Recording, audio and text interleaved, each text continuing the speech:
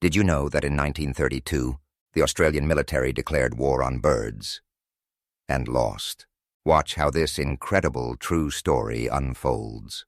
In Western Australia's wheat belt, 20,000 emus wreaked unprecedented havoc on local farms, destroying crops and breaking through fences with unstoppable determination.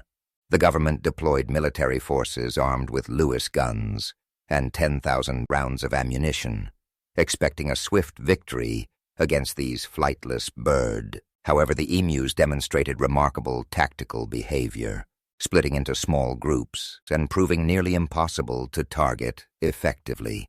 The soldiers' heavy weapons proved useless against the agile birds, who seemed to shrug off even direct hit. This military operation became known as the Great Emu War, a costly failure that forced authorities to acknowledge nature's resilience.